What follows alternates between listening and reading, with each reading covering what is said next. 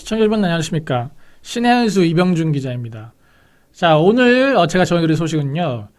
네이버가 이 뉴스를 이제 편성을 하지 않습니까? 근데 뉴스 알고리즘에 대해서 조작을 했다는 지금 의혹을 지금 받고 있습니다. 그래서 지금 방통위가 이걸 적발을 했다고 하는데, 위법 행위가 확인이 됐을 때는 과징금 그리고 형사 고발까지 이어질 수 있다고 지금 발표를 했습니다. 그러니까 이게 단순히 어떤 이 벌금에 끝나는 게 아니고 형사 고발을 하게 될 경우 이제 검찰 수사로 이어지게 될 텐데, 이건 굉장히 좀 사건이 크게 번질 것 같아요. 자, 네이버가 사실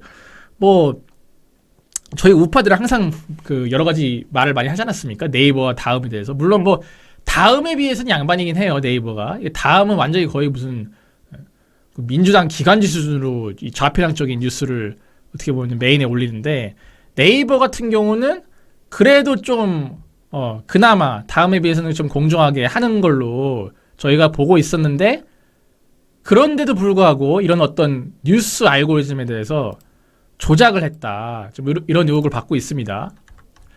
자, 방송통신위원회는 2일 보도자료를 내고 네이버의 뉴스 알고리즘 조작 의혹에 대한 실태 점검에 나선다고 밝혔습니다.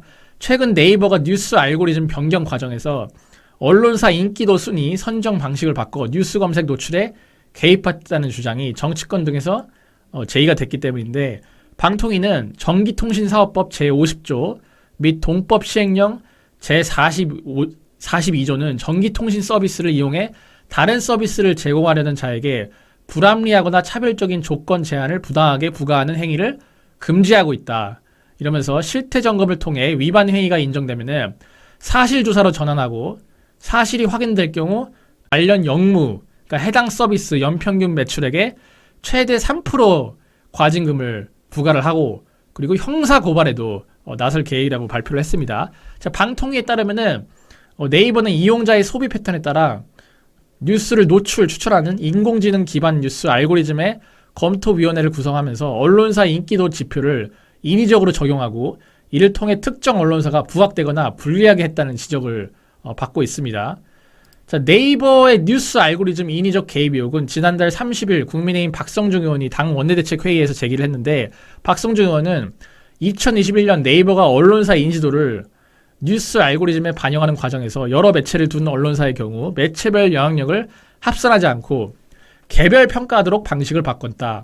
이는 메이저 언론사들의 순위를 의도적으로 낮춘 것이다.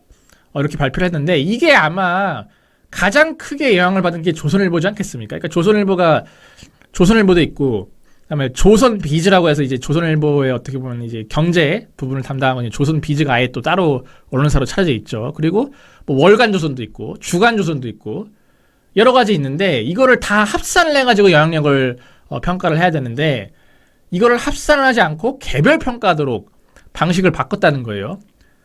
결국에 이런 경우에는 당연히 큰 언론사일수록 그 피해를 볼 수밖에 없고, 대표적으로 조선일보가 이 언론사 순위에서 손해를 볼 수밖에 없다, 지금 이 얘기를 하고 계신 것 같은데, 그러면 어떻게 되겠습니까?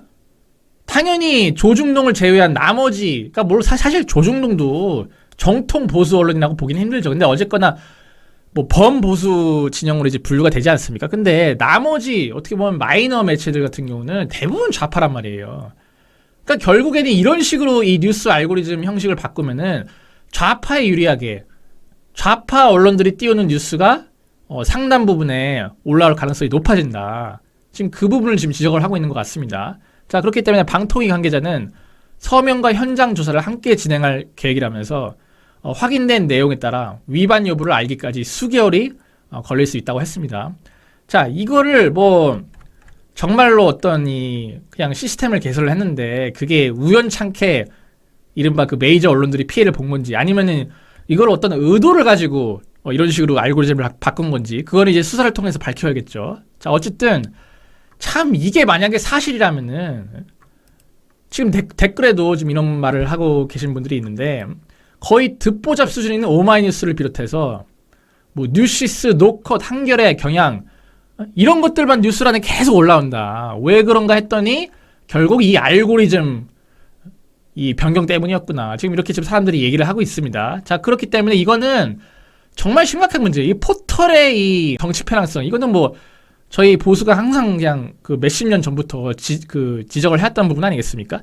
그러니까 이참에 정말 이 네이버부터 제대로 좀 개혁을 할 필요가 있겠다, 이런 좀 생각이 듭니다. 자, 저는 그럼 다음 방송 준비해서 찾아뵐 수 있도록 하겠습니다. 시청해주신 여러분 대단히 감사합니다.